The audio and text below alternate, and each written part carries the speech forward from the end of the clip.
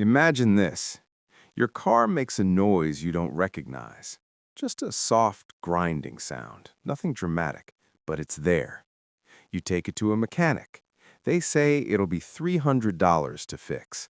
That's annoying, but manageable if you have the cash. If you don't, now you wait. You drive carefully. You hope it goes away. It doesn't. 2 weeks later, the sound turns into smoke. The repair is no longer $300, it's $2,400. You don't have that either, so you put it on a credit card, or worse, a payday loan. Now you're not fixing a car anymore. You're paying interest, late fees, penalties. A small problem became a financial disaster. Not because you're irresponsible, not because you made bad choices, but because you didn't have a buffer. This is what being poor actually feels like. Everything is urgent. Everything is fragile. Everything is one small problem away from collapse. And here's the part no one tells you. This is not bad luck. This is not a personal failure. This is a system. Being poor isn't just about earning less. It's about paying more in money, time, and mental energy for the same life. We talk about poverty like it's a character flaw. Like people are poor because they're lazy, or bad with money, or don't care enough. But that story doesn't survive basic math. Because poverty has a hidden fee, an invisible surcharge added to everything. It's called the cost of being broke. When you don't have money, everything costs more. Food, transportation, banking, housing, even time. And the system quietly charges this fee every single day.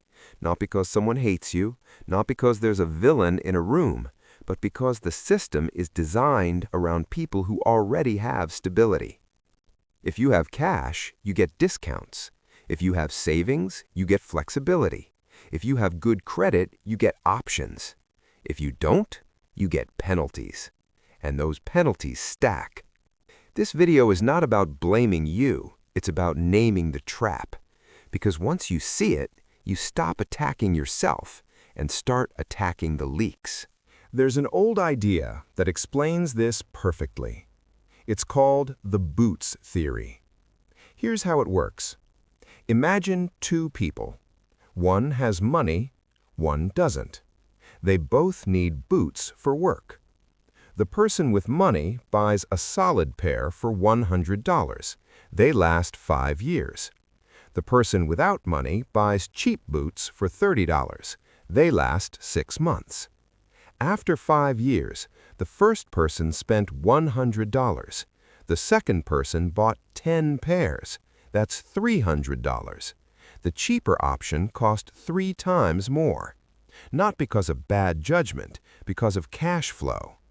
And this isn't just boots. It's clothes that rip, phones that break, appliances that die early. It's used tires instead of new ones.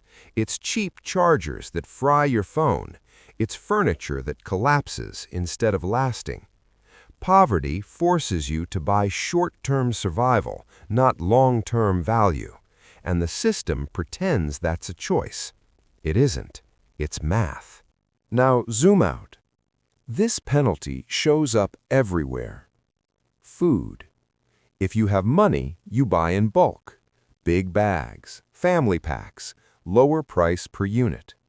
If you don't, you buy one meal at a time, one box, one item.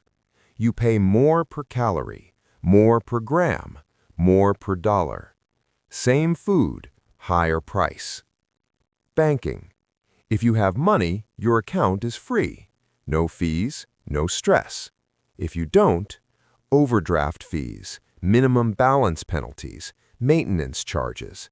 You're paying money for the privilege of not having money. Credit. If you have good credit, you borrow at 5%. If you don't, it's 25% or 200%. Payday loans don't exist because people are stupid. They exist because emergencies don't wait for paychecks. And when you're broke, you're charged panic interest. This is a poverty premium. It's like living in a different economy, one where inflation is higher, interest is higher, and forgiveness is lower. Money isn't the only thing being drained. Poverty taxes your mind. When resources are scarce, your brain switches into survival mode. Every decision becomes heavier. Do I pay rent or electricity? Food or gas? Medicine or internet? That mental load is exhausting, and exhausted people don't make perfect decisions, not because they're weak, because they're human. Now add time. No car? Public transport. No washer? Laundromat. No grocery nearby? Longer trips, higher prices. Poverty steals hours. Hours that could be used to rest, to plan, to learn, to breathe. Stress isn't just emotional. It has a financial cost. Mistakes happen faster. Opportunities are missed. Short-term relief beats long-term gain. And the system quietly says, "See, you're bad with money." No, you're overloaded. Now let's talk about the big traps. Cars.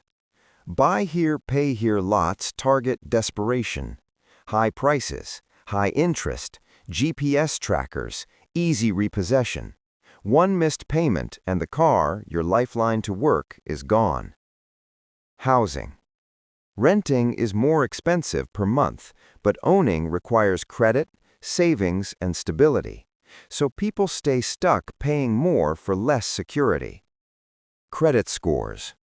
Credit scores don't measure responsibility, they measure access. Miss one bill during a crisis and doors close. Loans, apartments, jobs. The system doesn't ask why you fell, it just locks the gate. This is the cycle. Not because people don't try hard enough, but because once you're down, everything pushes down harder. Now the most important part. The goal isn't getting rich. The goal is stopping the bleeding. The most powerful financial tool for someone with low income is not investing, it's a buffer. $500, $1,000, that's it. Not luxury, not freedom, but insulation. A buffer turns $300 emergencies into $300 problems, not $2,000 disasters. It breaks the interest cycle. It buys time. It restores choice. This isn't just save more. This is building armor. Slowly, calmly, without shame. If you're struggling right now, hear this clearly. You are not broken. You are navigating a system that charges extra for instability. Wealth isn't yachts or mansions. Wealth is not panicking when something breaks. It's being able to pause, to choose, to breathe. Stop attacking yourself. Attack the penalties. Plug the leaks. Build the buffer. Reduce exposure to traps.